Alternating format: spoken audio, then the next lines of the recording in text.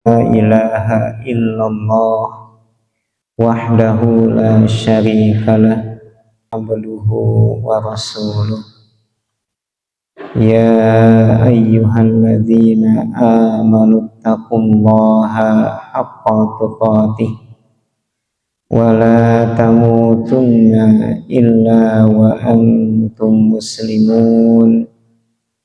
Ya ayyuhan nasu taqu rabbakumul ladzi khalaqakum min nafsin wahidah wa khalaqa minha zawjaha wa batha minhuma rijalan katsiran wa nisaa'a wattaqullaha alladzi tasaaluna bihi wal arham innallaha kana 'alaikum raqiba.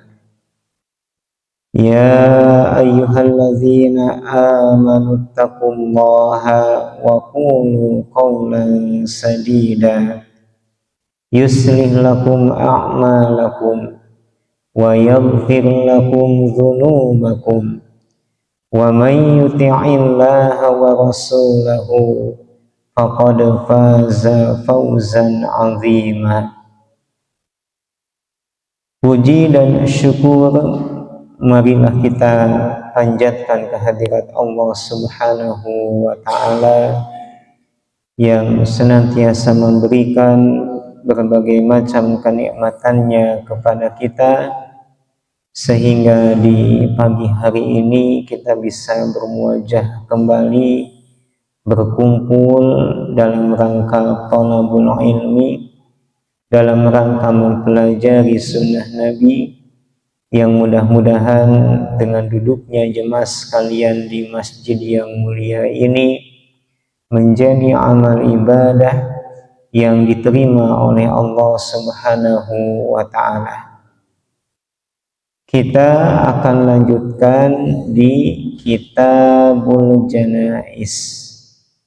Terakhir kita sudah sampai di bab yang pertama, ya, terkait dengan orang yang terakhir mengucapkan kalimat tauhid, yaitu la ilaha illallah. Nah, selanjutnya kita langsung saja ke babul amri bittiba'il janaiz. Bab terkait dengan perintah mengikuti atau mengiringi jenazah. Hadisnya ini dari Bara bin Azib.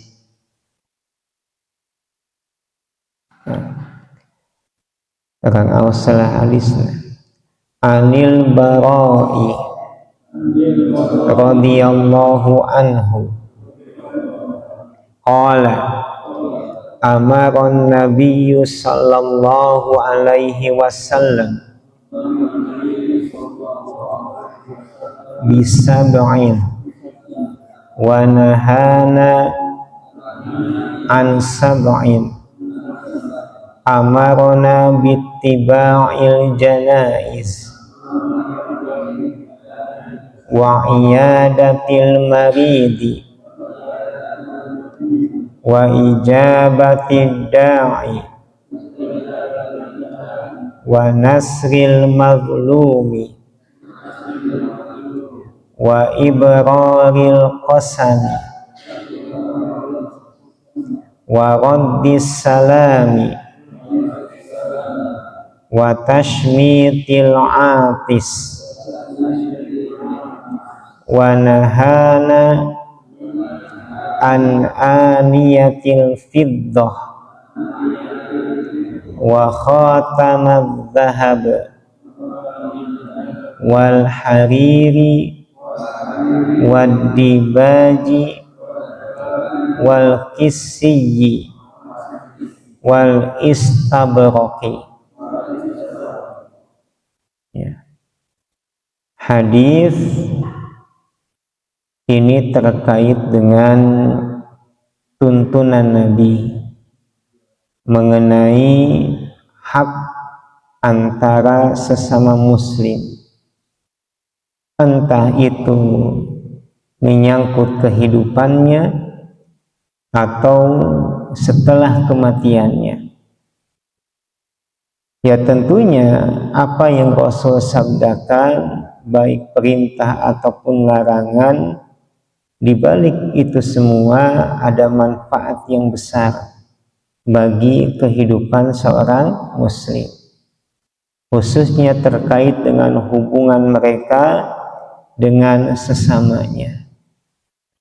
Barok bercerita bahwasanya Nabi memerintahkan 7 perkara. Nabi memerintahkan 7 perkara. Yang kesemua ini adalah hak manusia secara umum dan muslim khususnya. Terkait dengan kehormatan manusia, bagaimana memuliakan mereka baik ketika mereka masih hidup ataupun ketika mereka sudah meninggal dunia.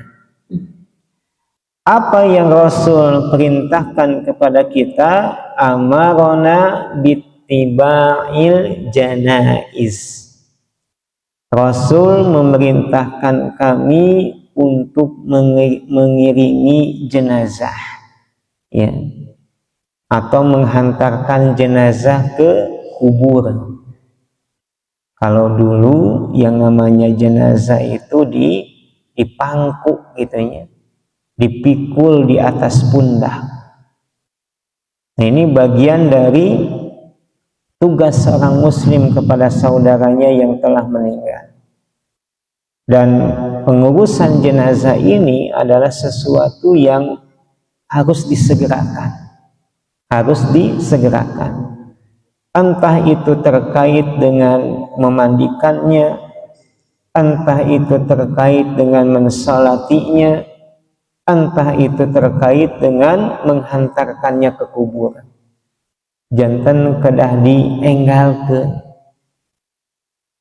Lantaran ada beberapa amalan memang dianjurkan untuk disegerakan. Sebagian athar mengatakan bahwa sikap tergesa-gesa itu berasal dari setan, kecuali ada dalam beberapa perkara. 4 perkara kalau tidak salah. Yang pertama terkait dengan menjamu tamu, memuliakan tamu. Ya maka da enggal-enggal tong diengke-engke.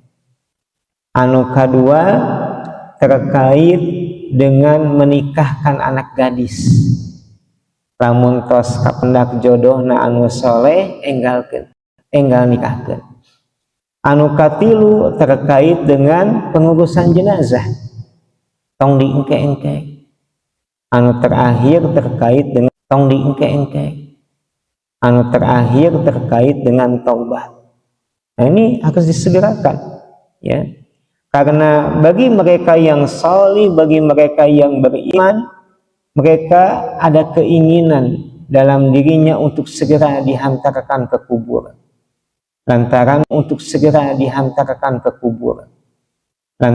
bagi yang itu merupakan gerbang pertama untuk mendapatkan kenikmatan, untuk mendapatkan pahala, ya,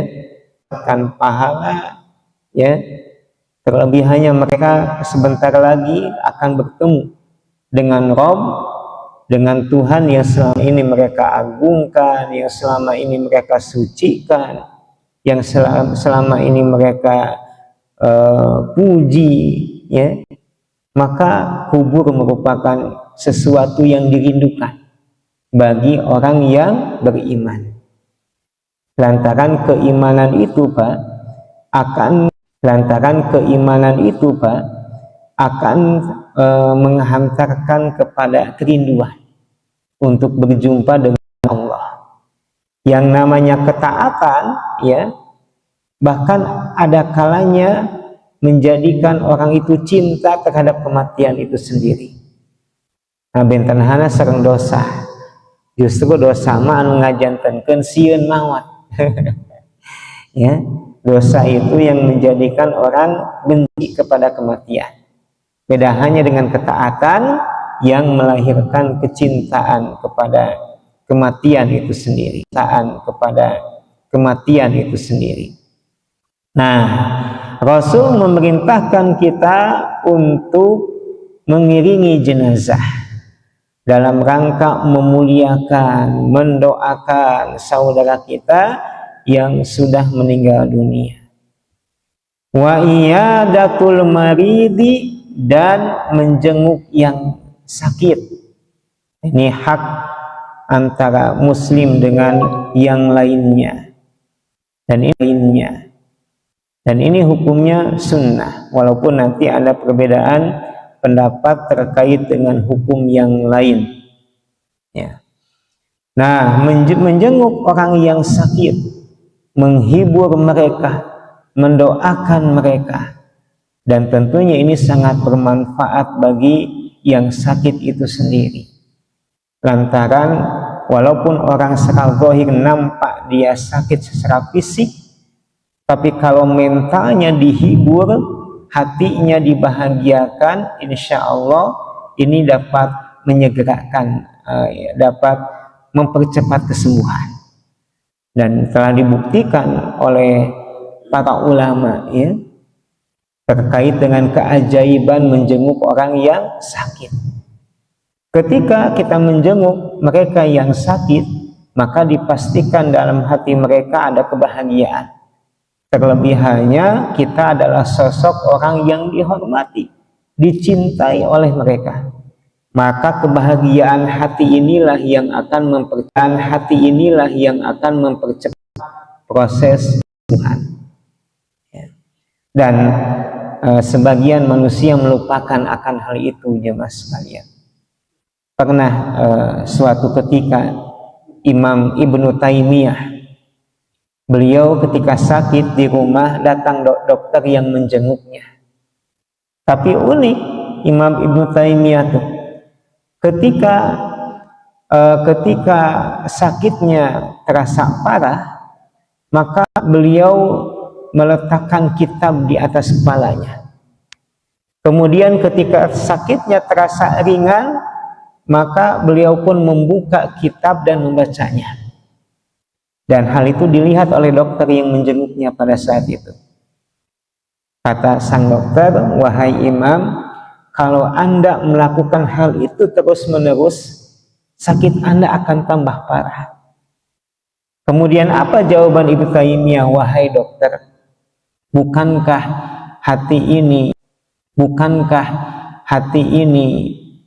akan bahagia ketika mendapati hal yang ia senangi? Bukankah kesenangan hati ini akan menyebabkan sembuh penyakit yang ada pada badan? Dan kebahagiaan ini, wahai dokter, ada pada ilmu. Nalika maca kitab, kenging faidah, kenging hikmah, hati bahagia. Maka saya berharap bahwa apa yang saya lakukan ini adalah bagian proses kesembuhan atas penyakit yang saya derita." Sampai segitunya, Pak. Gitunya, sampai segitunya. Jantan kebahagiaan hati bisa menyebabkan proses kesembuhan yang cepat. Ya. Ini diantara faedah menjenguk orang yang sakit. Wa ijabatud da'i, dan memenuhi undangan. Nah, biasanya kalau ada undangan tuh sepakat dengan makan bersama, ya, yang disiapkan oleh tuan rumah, baik tasyakur nikmat dalam artian pernikahan atau kenikmatan yang lainnya. Orang umumnya kos gitu, memang tika pungkur oge lamun misalkan aya undangan teh pasti, ya, tidak lepas dari makanan atau hidangan yang disajikan. Kemudian wa nasrul mazlum, dan menolong orang yang terzalimi. Nusra akhaka zaliman au mazluman. Tolonglah saudara kamu yang terzalimi dan yang berlaku zalim. Para sahabat bertanya, dan yang berlaku zalim. Para sahabat bertanya, "Ya Rasul, kalau menolong orang Berzalimi itu hal yang wajar.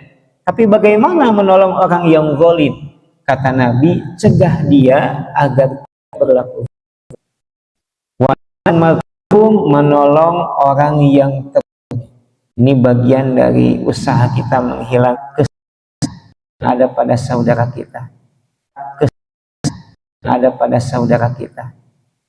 Hadis yang lain Rasul bersabda, barang siapa yang menghilangkan satu kesulitan saudara, Allah akan menghilangkan kesulitannya di hari kiamat.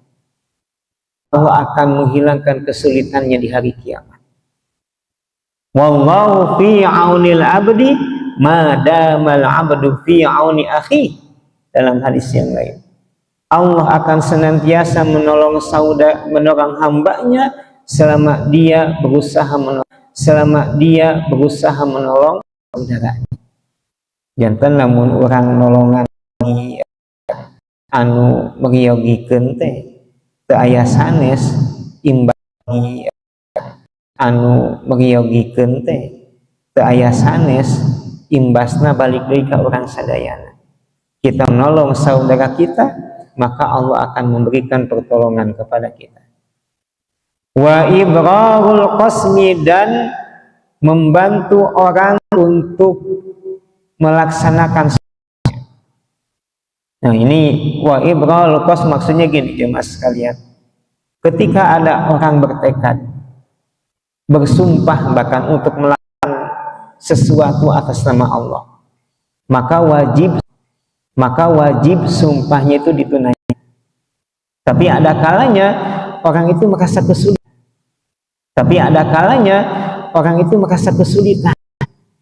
Untuk dengan sumpahnya. Nah, maka kita bantu. Nah, membantu agar menunaikan sumpahnya ini yang diperintahkan oleh Nabi. Wa raddus salami, dan menjawab salam. Ketika orang mengucapkan assalamu alaikum, maka jawab wa alaikumussalam. Dan salam itu hakikatnya ialah doa.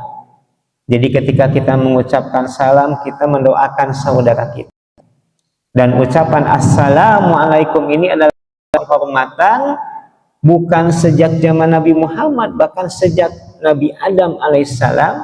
Ketika Nabi Adam diciptakan, Allah mengajarkan ucapan salam kepadanya. Dan ucapan salam assalamu alaikum ini akan diberlakukan bagi anak keturunannya. Nah, kalau hukum mengucapkan salam sunnah, tapi wajib. Ya, ini bagian dari kesepakatan para ulama. Wa tashmitul atis, dan mendoakan orang yang bersin. Tapi dengan syarat yang bersinnya mengucapkan hamdalah.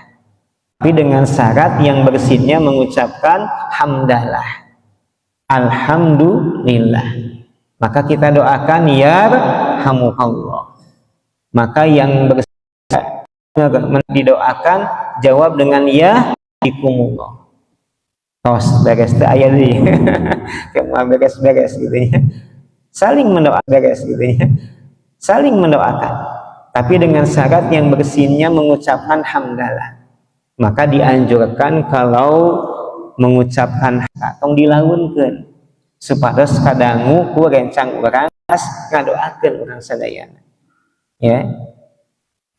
Kemudian wanahana an aniyatil fiddah wa khatamiz zahab, dan melarang kami menggunakan perabotan atau perkakas dari perak serta cincin dari emas. Wal harir, pakaian sutra, wadibaj. Dibaj juga termasuk pakaian yang dicampuri dengan sutra yang tebal. Wal qasi, dengan difatahkan atau bisa dikasrohkan qafnya, ini juga hampir sama, yaitu kain atau pakaian yang dicampur bisa dikasrohkan qafnya, ini juga hampir sama, yaitu kain atau pakaian yang dicampur dengan sutra. Hadis ini jemaah sekalian riwayat Bukhari dan Muslim, termasuk Imam At-Tirmidzi, An-Nasa'i dan Ibnu Majah pun meriwayatkannya. Nah jemaah sekalian yang dimuliakan, maka hadis ini menjadi pelajaran bagi kita terkait dengan disyariatkannya untuk menjaga 7 amalan yang diperintahkan oleh Nabi, karena di dalam amalan tersebut itu ada hak antara seorang muslim dengan yang lainnya. Ya walaupun dari segi hukum memang ada perbedaan. Contoh yang pertama terkait dengan mengiringi jenazah. Kalau mengiringi jenazah hukumnya ialah fardu kifayah, sebagaimana mengurus jenazah pada umumnya. Fardu kifayah itu adalah kewajiban yang bersifat kolektif. Jantan lamun tos aya jami anu midamal orang nu henteu dosa. Tapi lamun teu aya nu midamal hiji oge sadayana dosa. Semuanya berdosa. Nah kemudian menolong yang terzalimi ini juga hukumnya wajib kalau kita mampu untuk menolongnya. Nah, kalau mengucapkan salam, Imam Malik, Al-Imam Asy-Syafi'i mewajibkannya. Adapun mendoakan yang bersih, kemudian membantu orang untuk menunaikan sumpahnya, termasuk menjenguk yang sakit, maka itu hukumnya sunnah.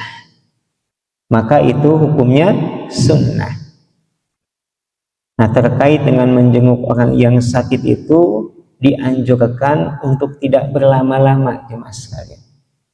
Lamun ngalongok nu teu damang tong lami-lami. Bahkan sebagian ulama yang mengatakan menjenguk orang yang sakit itu hanya sekedar tumaninah dalam sholat. Hanya sebatas tumaninah dalam sholat. Tumaninah dalam sholat itu apa? Yaitu berhenti sejenak setelah bergeraknya. Ya, kalau misalkan sujud sebatas bacaan subhanallah atau subhanakallahumma bihamdika Allahumma gfirli. Ini para ulama kita menggambarkan intinya kalau menjenguk yang sakit jangan berlama-lama. Lamun lami teuing hawatos ngaganggu anu teu damang. Ieu mah ngalongok nu teu damang diajak ngobrol ngalih ngidul gitu nya. Dugi ka naon? Seuseurian. Atanapi kumahalahnya sampai mengganggu orang yang sakit. Maka dianjurkan kalau menjenguk yang sakit, ya tentunya yang pertama dipertimbangkan terkait dengan waktu, ya. Kemudian saat bertemu dengan yang sakit, tanyakan bagaimana kabarnya, apa yang dirasakan, hibur dia, motivasi bahwa insya Allah ibu bapak bentar lagi pun akan sembuh. Allah akan memberikan kesembuhan. Doa jangan dilupakan, ya. Nah jemaah sekalian yang Allah muliakan, ada juga memang sebagian ulama yang mengatakan hukum menjenguk yang sakit itu fardu kifayah. Fardu kifayah. Karena mereka menganalogikan dengan memberikan makanan kepada orang yang lapar atau membebaskan tawanan. Ya, karena orang yang sakit itu butuh gitu, butuh naon diantawisna, butuh didoakeun, butuh dilongok, ya. Sehingga ada sebagian ulama mengatakan hukumnya fardu kifayah. Fardu kifayah. Kemudian jemaah sekalian yang Allah muliakan, ada juga pendapat yang lain yang hampir sama dengan yang mengatakan hukumnya fardu menjenguk orang yang sakit, lantaran ada hadis kursi di mana Allah Subhanahu wa taala berfirman, ya ibna Adam, wahai Adam, maridtu falam ta'udni, aku sakit tapi engkau tidak menjengukku. Kemudian hamba bertanya, wahai Rabb, bagaimana aku menjengukmu sedangkan engkau adalah Rabbul Alamin? Kemudian Allah menjawab, tidakkah engkau tahu bahwa ada hambaku si fulan yang sakit, lalu kamu tidak menjenguknya? Amma alimta annaka law udtahu lawajadtani indahu. Tidakkah kamu tahu bahwa ketika kamu menjenguknya, maka kamu akan mendapati aku di sisinya. Ini hadis terkait dengan pentingnya menjenguk orang yang sakit.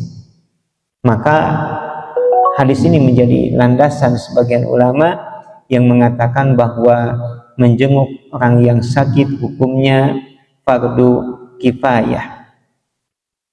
Imam Ibnul Qayyim, jemaah sekalian, beliau berkata, wa qad syahadan nasu katsiran. Banyak sekali manusia melihat, menyaksikan, bahkan merasakan ketika mereka sakit, tangka isu qawahu bi iyadatin, maka ada timbul ya semangat dalam diri ya, bahkan badan pun terasa bugar kembali lantaran mereka didatangi oleh orang yang dicintainya, dijenguk oleh orang yang sangat dimuliakannya ya. Wa ru'yatuhum wa latafahum bihim wa mukalimatuhum iyyahum wa hadza ahadun fawaid. Dan inilah salah satu faidah, kata Ibnul Qayyim, terkait menjenguk orang yang sakit. Ternyata sangat erat kaitannya dengan kesembuhan yang sakit itu sendiri ya. Nah, kemudian jemaah sekalian yang Allah muliakan, terkait dengan memenuhi undangan, Imam Ahmad bin Hanbal mengatakan memenuhi undangan hukumnya fardu ain jika yang diundangnya personal, apapun bentuk undangannya ya, apapun bentuk undangannya. Akan tetapi Al-Imam Asy-Syafi'i dalam mazhabnya mengatakan bahwa yang wajib itu ialah walimatul ursh, undangan pernikahan. Adapun undangan-undangan yang lainnya hukumnya sunnah ya. Undangan misalkan khitan di murangkali di khitan, terus naon deui urang teh syukuran bumi atanapi bade umrah atanapi bade haji, hukumnya sunnah. Yang wajib itu ialah walimatul aksh. Nah, tapi bedaannya dengan Imam Ahmad, pokoknya setiap undangan selama kita mampu mendatanginya hukumnya wajib. Kemudian jemaah sekalian yang Allah muliakan, ada pembahasan di kalangan ulama terkait dengan mengiringi jenazah, mengenai posisinya. Apakah yang mengiringi jenazah itu ada di belakang jenazah atau di depan ya. Orang biasanya sok ninggal jami mengiringi jenazah di belakang jenazahnya banyak. Nah, maka itu nggak heran karena memang ada sebagian ulama yang berpendapat seperti itu. Nah, mereka berlandaskan hadis ini lantaran ada kalimat amarona bittiba'il janaiz. Rasul memerintahkan kami mengiringi jenazah. Nah, di sini ada kalimat ittiba. Kalau ittiba itu artinya mengikuti. Cobi ari mengikuti di payun atau napi di pengker apa? Di pengker. Maka sebagian ulama berkata bahwa mengiringi jenazah itu posisinya di belakang. Jadi jenazah di depan, kita yang mengiringinya di belakang. Kemudian jemaah sekalian yang Allah muliakan, ada juga sebagian ulama di antaranya di kalangan Syafi'iyah yang mengatakan bahwa afdolnya mengiringi jenazah itu ialah di depan jenazah, sanes di pengker. Lantaran ada hadis yang sahih di mana Ibnu Umar meriwayatkan, aku melihat Nabi Shallallahu Alaihi Wasallam, termasuk Abu Bakar, termasuk Umar, mereka senantiasa mengiringi jenazah amamal janazah, mengiringi jenazah posisinya ialah di depan jenazah. Talamun dina segi pendalilan katinggalna pendapat anu kadua yang afdol, yang lebih utama ya. yang lebih utama. Jadi kalau menghantarkan jenazah boleh bapak posisinya di belakang, tapi yang afdol ialah di depan jenazah. Namun di jalan kan sok angge ambulan jenazah teh, berarti nu dipayun teh saha biasana Pak? Pengawal relawan gitu nya, tak eta nu afdol. Tapi lamun orang hoyong ngamalkan hadis riwayat Abu Dawud nembe gitu nya, Rasul Abu Bakar jeung Umar namun ngantarkeun jenazah teh dipayunkeun jenazah. Ya, itu yang utama. Itu yang utama ya. Nah, kemudian kalau terkait dengan mengenakan pakaian sutra itu jelas hukumnya haram ya. Kalau wadah dari emas dan perak itu hukumnya haram, baik laki-laki ataupun perempuan. Nah, dianalogikan dengan perkakas yang lainnya seperti hanya pulpen gitunya terbuat dari emas, itu dilarang oleh para ulama, hukumnya haram, baik laki-laki ataupun perempuan. Adapun perhiasan dari emas, pakaian dari sutra ini hanya diharamkan bagi laki-laki. Kalau perempuan hukumnya halal mengenakan perhiasan dari emas. Ada juga pembahasan di kalangan ulama terkait dengan pakaian sutra yang hanya sebagian kecil saja dari pakaian yang ada. Contoh bapak ngangge angguan tina katun bisa, nah jadi katun lah ya. Terus bagian si renda nate tina sutra, maka ini ada sebagian ulama yang membolehkan ya, lantaran bagian kecil bukan sebagian besarnya. Yang dilarang itu kalau murni pakaian dina sutra, tetapi sebagian besarnya berasal dari sutra. Apa hikmahnya jemaah sekalian? Karena mengenakan perhiasan dari emas dan pakaian sutra itu ialah yang dilakukan penghuni surga. Penghuni surga itu pakaiannya sutra, perhiasannya emas.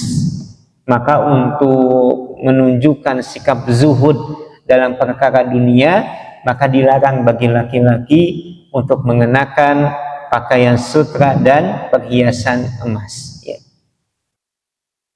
Nah, itu terkait dengan mengiringi jenazah. Adapun di antara adab saat mengiringi jenazah, maka hendaknya perbanyak zikir kepada Allah. Perbanyak zikir kepada Allah, ya. Baiknya tidak terlalu banyak berkata-kata. Tong dugi kasih ngobrol, zikir we. Mung zikirna tong ditarikeun gitu nya. Lantaran aya sapali jami nalika nganterkeun jenazah bari zikirna ditarikeun. Naon biasana Pak nu diawas la ilaha illallah, la ilaha illallah, la ilaha illallah kan gitu ya. Namun misalkan sapali jami nu gaduh pengikut seueur kadang disolawatan jenazah. Nah, teh aya. Nah, afdolnya ketika mengiringi jenazah, si jenazah teh dipangku atau istilahnya non ditandu.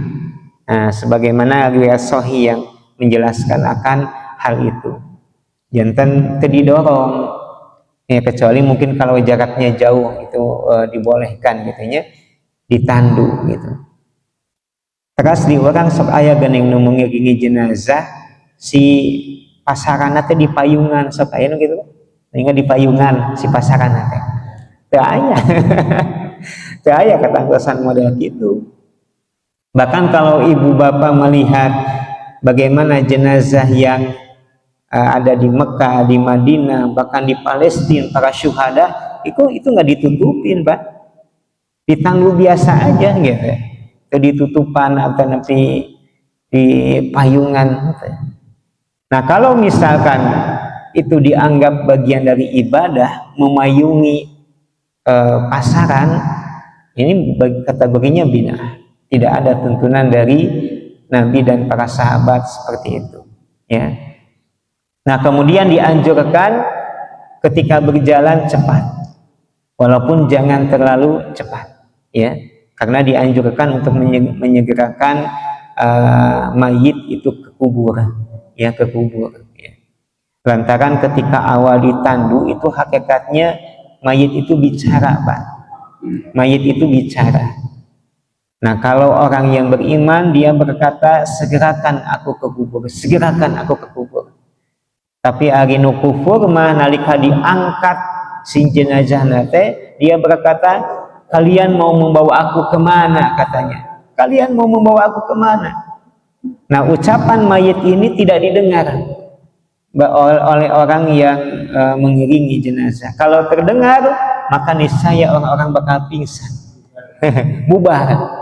Kan Rasul ngedugikan sampai gitu, bakal bubar. Maka dianjurkan untuk disegerakan. Sehingga di sebagian masyarakat ada orang yang meninggalnya sore dikuburkannya malam. Aya kan begitunya, tadi ditunda-tunda.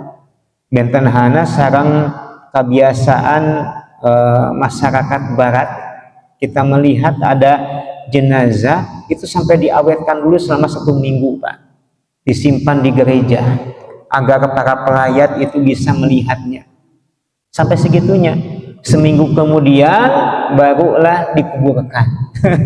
Seminggu kemudian barulah dikuburkan, ya. Ini bukan bagian dari tradisi Islam dan kaum muslimin, ya.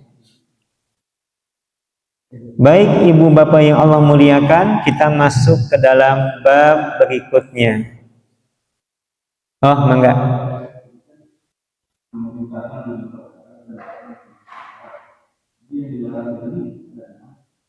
Ada 6, coba dihitung, Pak.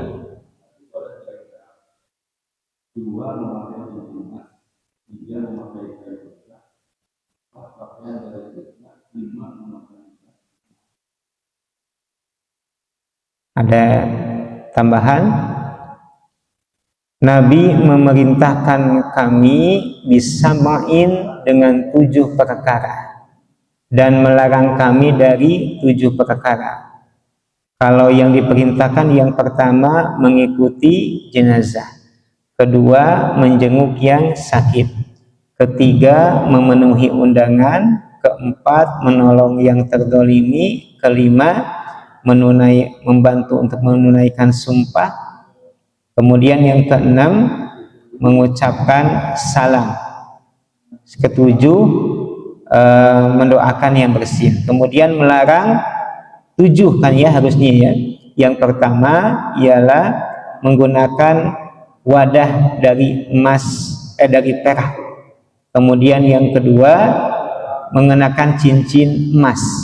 Yang ketiga sutra. Yang keempat dibaj, sutra tebal. Yang kelima akisi. Yang keenam istabrok. Nah, ini juga sama dengan emas.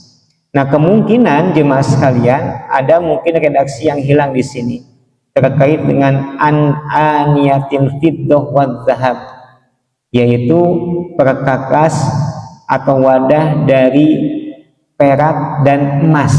Ada tambahan dari emas, ya. Kalau mau dirinci lantaran terkait dengan harir, sutra juga di sini dirinci. Ada sutra tebal, ada sutra tipis. Ya, pakaian yang dicampuri dengan sutra, mungkin itu Pak tambahannya, ya. Wanahana an aniyatin fiddah.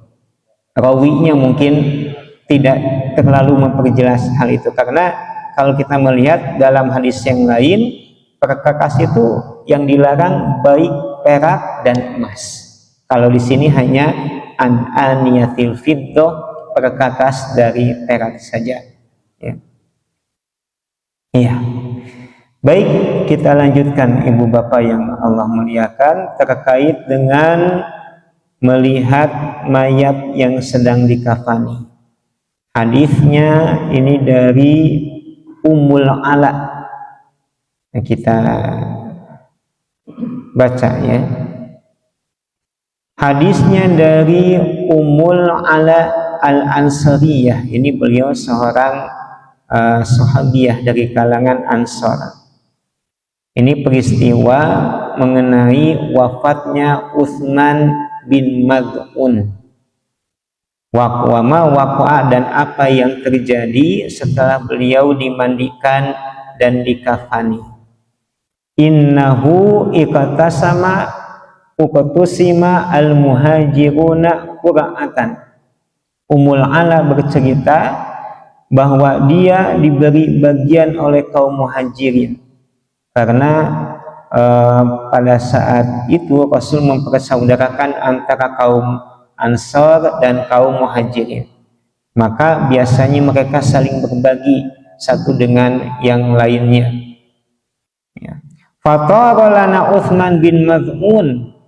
Maka ketika Utsman bin Maz'un mendapatkan bagian, maka bagian itu diambil oleh Ummul Ala. Falamma tawaffa wa ghassala wa kafana dakhala Rasulullah. Dan ketika Utsman bin Maz'un wafat, setelah dimandikan dan dikafani, datanglah Rasulullah. Nah, dari sini ada sebagian ulama yang berpendapat lamun bade takziah teh abdolna saatos jenazah dikafani. Saatos jenazah dikafani. Sebagaimana yang dilakukan oleh Rasulullah sallallahu alaihi wasallam. Kemudian Ummul Ala berkata, ya, Rasulullah datang dan aku berkata kepadanya, semoga rahmat tercurah kepadamu wahai Abu Sa'id. Rahmatullahi alaika Aba Sa'id. Fasyahadati alaika annallaha akramahu. Maka persaksianku atasmu engkau Allah annallaha, bahwasanya Allah memuliakannya. Qultu bi abi anta ya Rasulullah faman yuqimuhullahu ta'ala. Maka aku berkata, demi bapakku engkau wahai Rasulullah, faman yuqimuhullaha ta'ala, siapa yang Allah ta'ala muliakan? Faqala amma huwa faqad ja'ahul yaqin. Adapun dia telah datang kepadanya al-yaqin. Nah, yakin di sini istilah dari kematian itu sendiri. Sebagaimana Allah Subhanahu wa taala berfirman, wa'budullaha hatta ya'tiyakal yaqin. Beribadahlah kepada Allah sampai datang yakin kepada kalian. Nah, yakin di sini istilah dari maut, kematian. Wallahi inni la arju lahul khaira. Demi Allah sesungguhnya aku berharap dia mendapatkan kebaikan. Wallahi ma adri wa ana Rasulullah ma yuf'alu bi. Faqalat wallahi la uzaki ahadan ba'dahu abadan. Janten kieu ceritana teh nalika Rasul takziah kepada Ummul Ala. Lantaran takziah itu ya tentunya kepada keluarga mayit, mereka yang berduka. Di antara isi takziah itu ialah menyuruh pihak keluarga untuk bersabar, ya, mengajak mereka untuk bersabar, menerima takdir dari Allah. Janten lamun ngalongok teh kudu aya ucapan yang kita sampaikan kepada keluarga yang berduka. Sampaikan kepada istri mereka, sampaikan kepada anak-anak mereka agar bersabar menerima ketentuan dari Allah. Kemudian berharap bahwa almarhum atau almarhumah diampuni dosanya, diterima iman dan Islamnya, diterangi kuburnya, kemudian dimasukkan ke dalam surga. Adapun memastikan orang yang meninggal dunia itu masuk surga, maka itu dilarang. Maka itu dilarang. Sebagaimana dalam hadis ini, ya, Ummul Ala seakan-akan memastikan bahwa Utsman dia ahlu jannah, karena mungkin beranggapan bahwa banyak kebaikan yang ia lakukan selama di dunia. Maka Rasul bertanya, dari mana kamu tahu hal itu? Bukankah terkait dengan nasib orang di surga atau neraka adalah perkara yang gaib? Maka Rasul berkata, aku hanya bisa berharap bahwa suamimu atau almarhum menjadi ahli surga, hamba yang mendapatkan ampunan dari Allah. Nah, ini bagian dari prinsip Ahlus Sunnah wal Jamaah. Tidak memastikan orang itu masuk surga dan neraka kecuali dengan dalil. Ya, kalau kita melihat di dalam Quran ada orang yang dipastikan masuk neraka. Saha di antawisna nyaeta Fir'aun, jelasnya ayah Haman, ayah Korun, termasuk Abu Lahab, tabat yada abi lahab wa tab. Kemudian dalam hadis Nabi kita mendapati ada 10 sahabat yang dijamin masuk surga, termasuk cucu Nabi Hasan dan Husain, istri Nabi Hasan dan Husain, istri Nabi, bahwa kalian menjadi penghuni surga, menjadi ahli surga. Adapun mereka yang tidak dipastikan surga atau neraka, maka enggak boleh kita memvonis orang itu penghuni surga atau neraka. Betapapun misalkan kebaikannya banyak kalau ditujukan kepada orang yang soleh.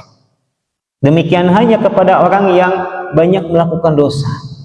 Bahkan kepada orang kafir sekalipun kita nggak boleh memastikan oh dia tempatnya neraka. Kecuali kalau dia mati dalam keadaan kufur, tidak masuk ke dalam Islam, maka kita hanya bisa berbicara terkait dalil. Kalau dia mati dalam keadaan kufur, tempatnya neraka. Tapi kalau memastikan tempatnya neraka, maka itu dilarang. Ya, demikian hanya memastikan seseorang menjadi penghuni surga dan neraka, menjadi penghuni surga. Yang bisa kita lakukan adalah berharap, sebagaimana yang dilakukan oleh Rasul, wallahi inni la arjulahu al khaira. Sungguh aku berharap baginya dia mendapatkan kebaikan.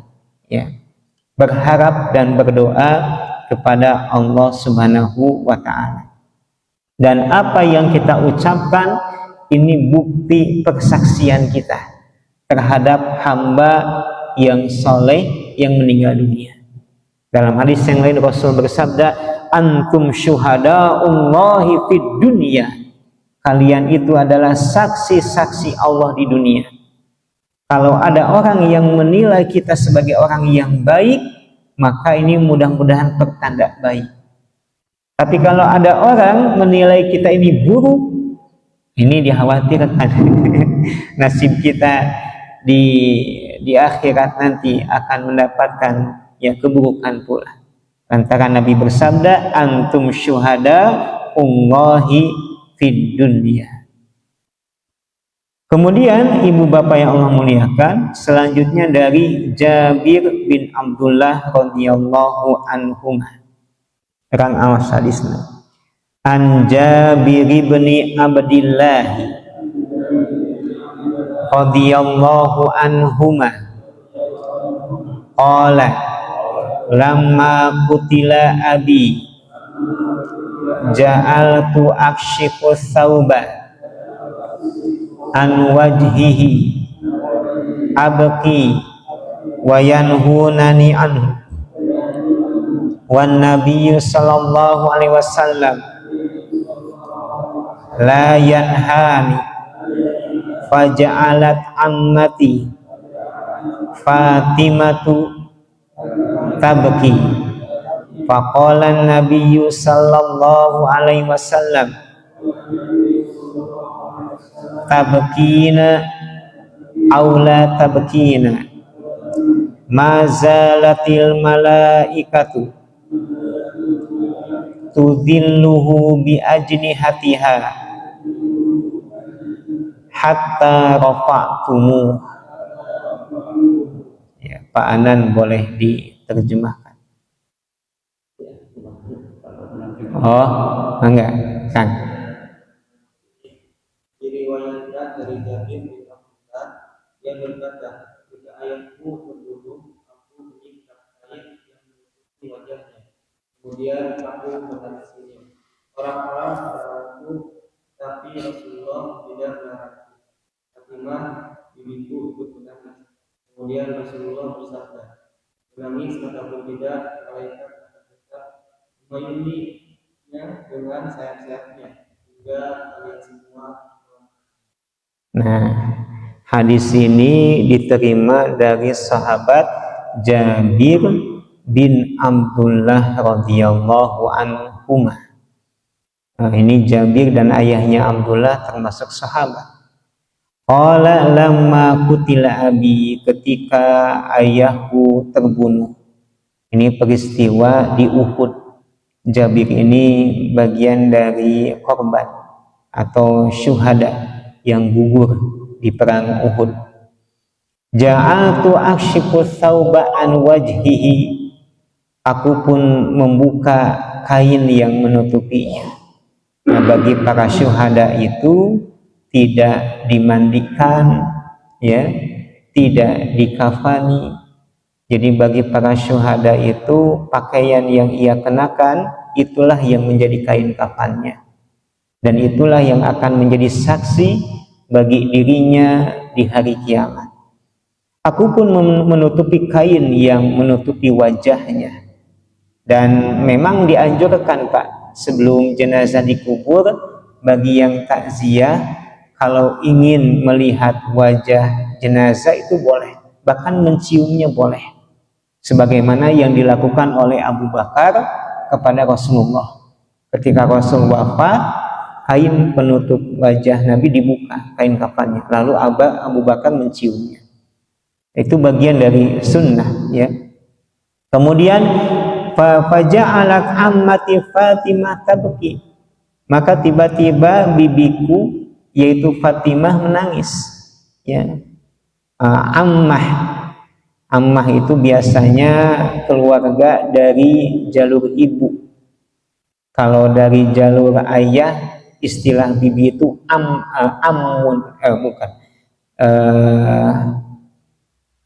ada ammatun, ada amun, ada khallatun, ada khallun.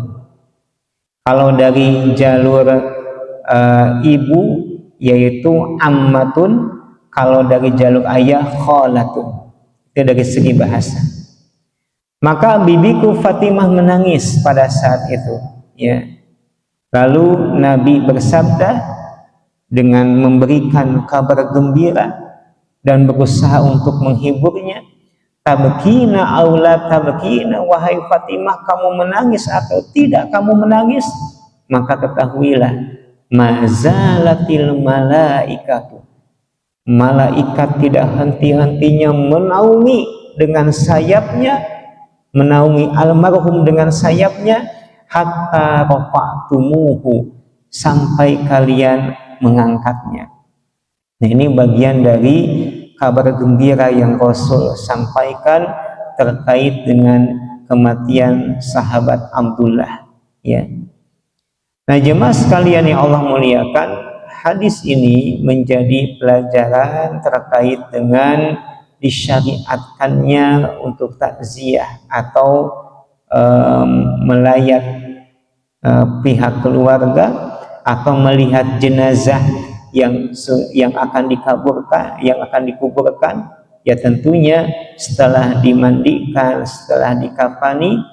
Dan inilah yang dijadikan judul oleh Imam Bukhari dalam sahihnya, lantaran Rasul melihat jenazah Uthman bin Maz'un setelah beliau dimandikan dan dikafani.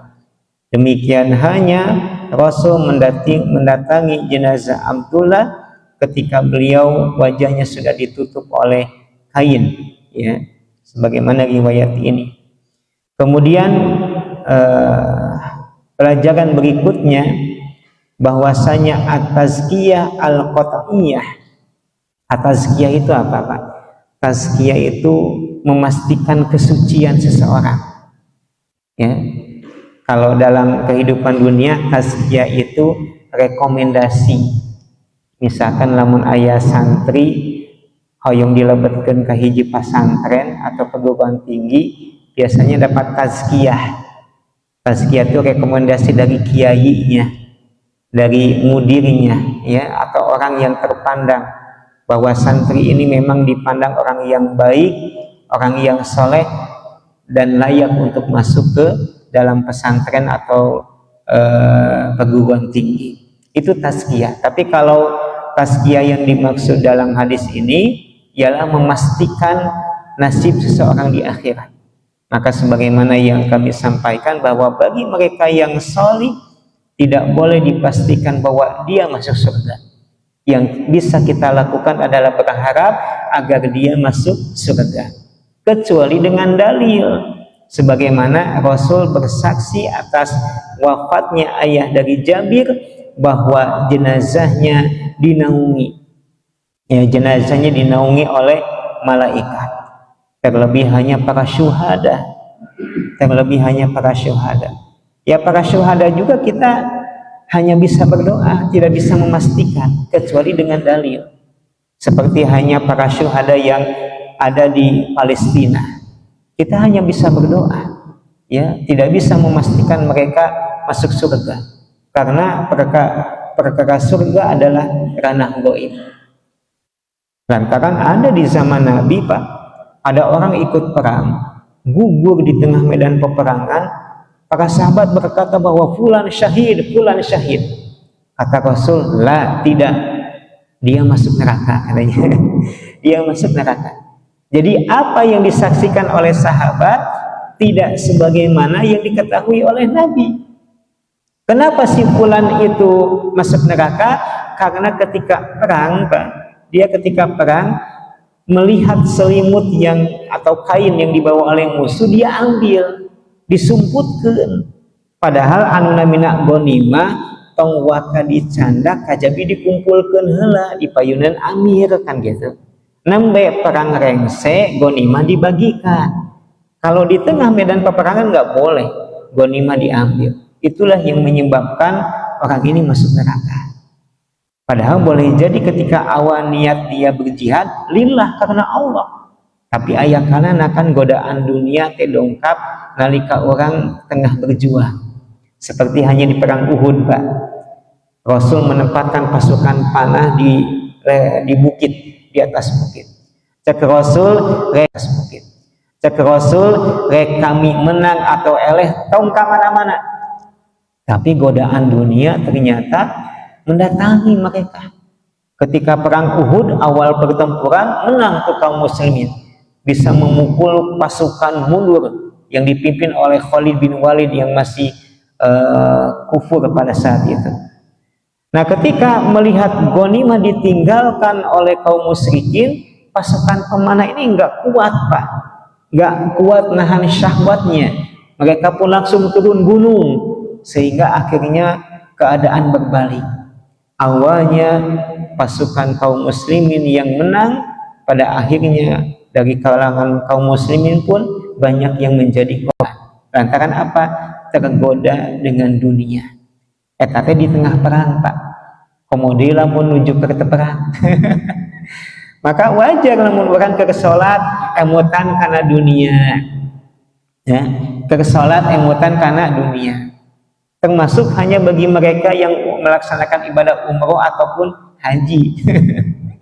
Maka bagi mereka yang berpulang dari haji, yang bisa kita katakan terkait dengan doa, semoga hajinya mabrur, gitu ya. Dan karena balasan bagi haji yang mabrur adalah surga. Tapi tidak bisa memastikan bagi mereka yang telah haji mereka masuk surga. Bahkan nggak boleh ada orang habis pulang haji seakan-akan surga ada di genggamannya. Nah, ini nggak boleh, jelas ya. Nah, ibu bapak yang Allah muliakan, itu mungkin ya yang bisa kami sampaikan pada kesempatan pagi hari ini. Semoga apa yang kita pelajari, apa yang kita pahami bisa membawa keberkahan dalam kehidupan sehari-hari kita.